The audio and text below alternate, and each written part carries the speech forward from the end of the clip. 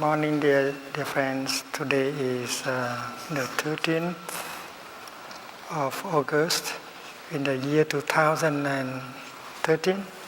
You hear me? And we are on our third day of the retreat. Happy teachers will change the world. Everyone here? Well enough?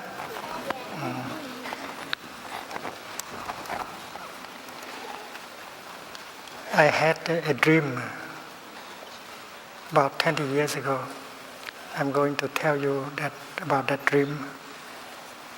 I have come to understand most of it, but maybe you can help me to understand it more fully. About 20 years ago, I dreamt I was a university student, about 21 years old. At that time, I was above 60. And yet I dreamt to be a young student in a university.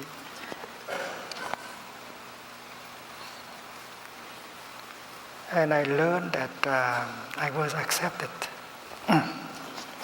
to be in a class of a very illustrated teacher, professor of the university. It's very rare that you are selected in order to be in his class. The most prestigious professor in the university.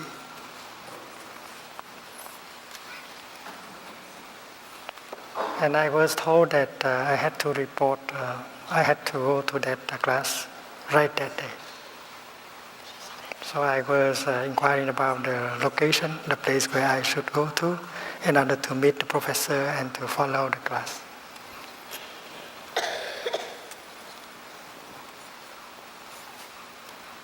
And I stopped by the office and I asked the secretary, and she showed me the way to go to that class. And when I was trying to enter the door, I saw a young man who looked exactly like me. Exactly 100% like me. And who was trying to go through that door also. And I wonder whether he was also accepted to the class.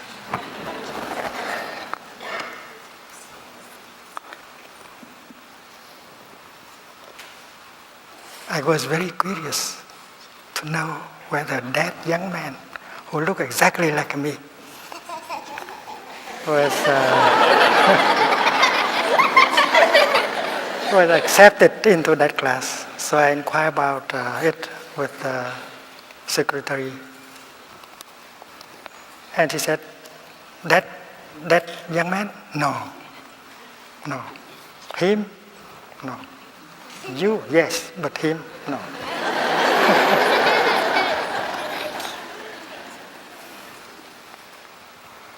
Very much later on, about 3 weeks after the dream, I tried to figure it out. And I thought that I had undergone some kind of transformation. So I left behind myself. So the young man that looked exactly like myself, he had been myself. So he was not accepted anymore, and I was accepted. I was another person, and I left myself behind. That is the way I understood the dream after a few weeks. So I've tried to find my way up in order to be present on time at the class. And when I opened the door and went in, I was so amazed. I had imagined that only 20 or 30 students in that class, but there were thousands of them in that class. And I looked around, I saw through the windows very beautiful peaks of mountains full of snow. So beautiful. It was like I was in heaven, in the pure land of the Buddha. And that professor may be the Buddha.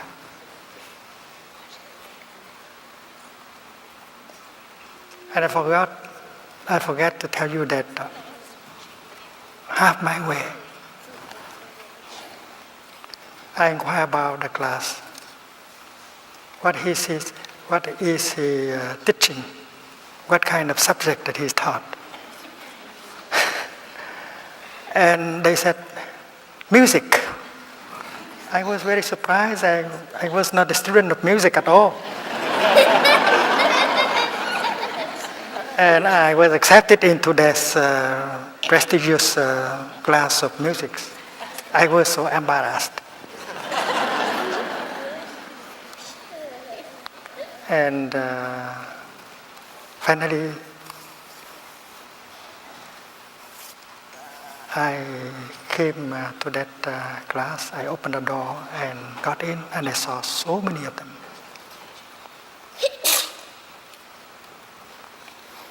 And then the worst thing is that someone came to me and said that today you have to make a presentation. You are the first to make a presentation in front of the professor and in front of all the other students. I was so embarrassed. I was not a student of music, and I have no instrument with me.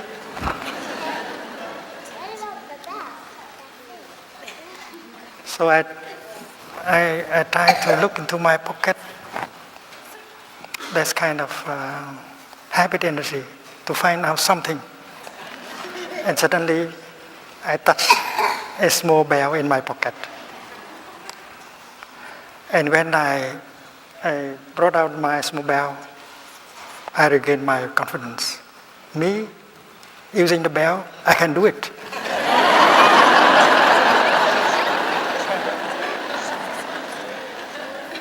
I have been learning how to use the bell since I was ordained as a novice monk at the age of 16. So at least I know how to use the bell. So I was going to demonstrate as how to use the bell to the whole class. So all my worries just vanished. I was very confident that with that small bell I can do something. And then people say that the professor is coming.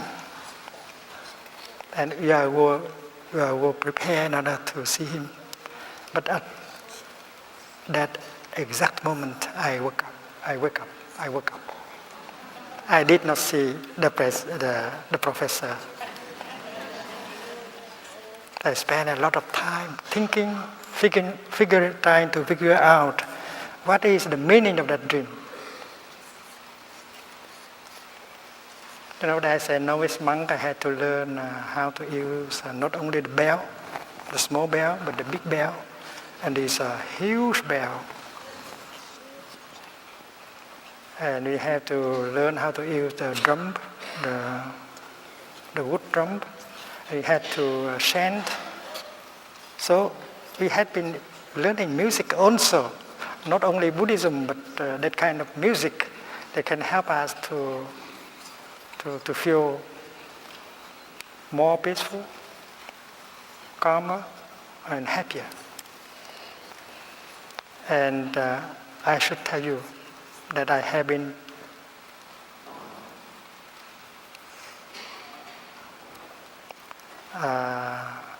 using the bell in the last 71 years.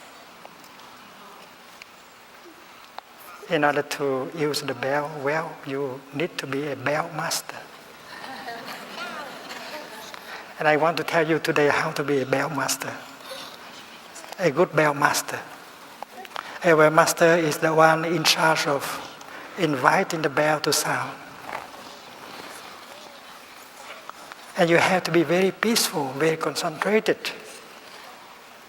in order to produce a sound that is of good quality. And I have been trained to be a bell master in the last 71 years. And I think I know how to invite the bell to sound. We don't say hitting the bell. We don't say striking the bell. That is too violent. We say inviting the bell to sound. There is the bell and there is the inviter. This is not a stick, but the inviter of the bell. So we use the passion, invite the bell to sound. The bell is like a Buddha, a tiny bodhisattva that helps us to wake up and to breathe and to calm ourselves. You know, when someone is calm, when someone is peaceful, there is no violence, there is a compassion. That is why we like very much to come and close and sit down near that person. A person who has calm and peace. Such a person is very pleasant to be with. I want you to learn how to invite the bell and breathe so that you can become such a person who is calm, who is peaceful, who is pleasant to be with. And that is why the first thing we do is look at the bell as a friend who helps us to go home to ourselves and become calm and peaceful. And that is why before you invite the bell to sound, you have to bow to the bell. Bow to the bell. Mm-hmm. And if it is that little bell, you call it a mini bell. The bell has also a cushion. The bell practice sitting meditation also.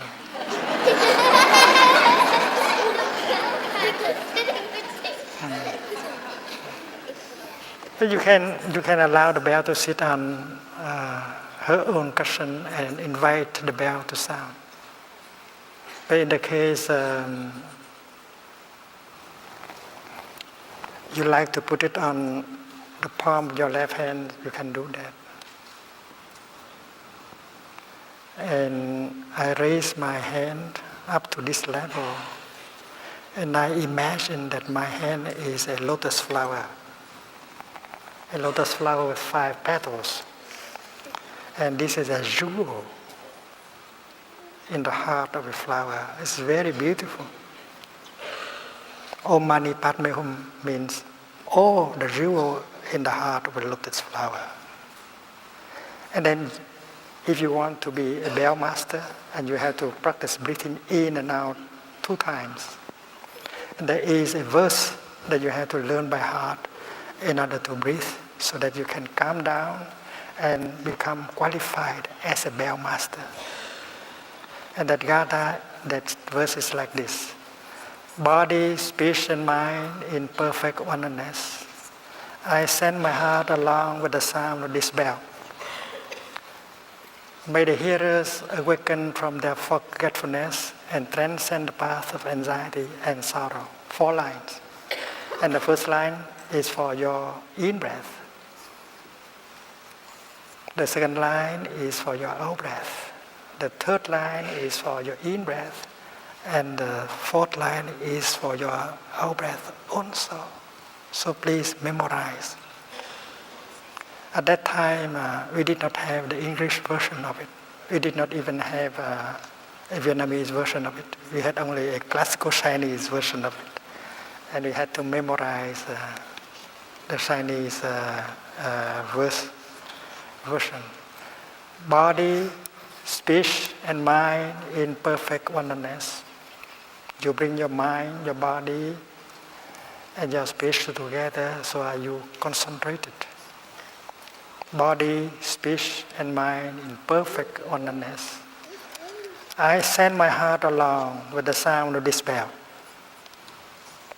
You have to put your heart into the bell, into the sound of the bell. The sound of the bell should have a good quality. It should have peace, love in it. May the hearers, may those of you who listen to me awaken from their forgetfulness Forgetfulness is the opposite of mindfulness. You are distracted. You are not concentrated. You are not there. You are in forgetfulness. But when you breathe in mindfully, forgetfulness is gone and you are mindful. You are concentrated. May the hearers awaken from their forgetfulness and transcend the path of anxiety and sorrow. And after you have breathed in and out 2 times like that, you are calm and you are qualified to invite the bell to sound. You are now a bell master. And then the first thing you do is to offer a half sound like this. That is not a real sound. It's not a full sound. It is a half sound. And the purpose of that half sound is to warn everyone that a full sound is going to happen very soon. So that everyone has the time to prepare themselves for the reception of the full sound of the bell.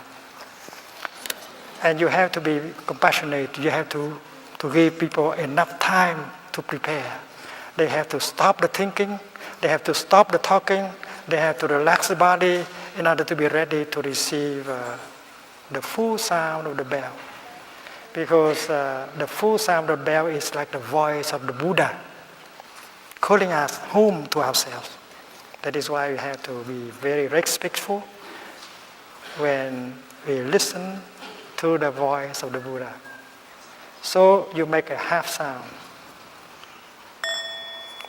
Everyone knows that very soon a full sound of bell is going to happen.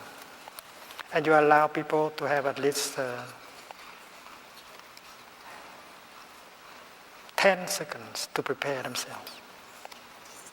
Maybe 6 seconds for breathing in, 4 seconds for breathing in, and 6 seconds for breathing out. That is a good time for people to prepare themselves, to stop thinking, to stop talking, and to stop being tense in order to get ready to receive the voice of the Buddha. Half sound.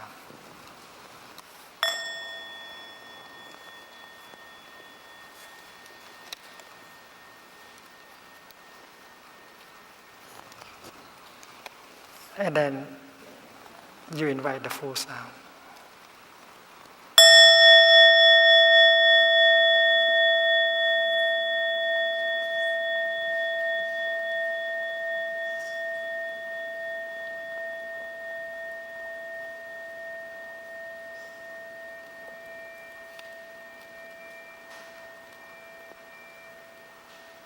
With the full sound, everyone has an opportunity to enjoy breathing in and breathing out 3 times, very deep.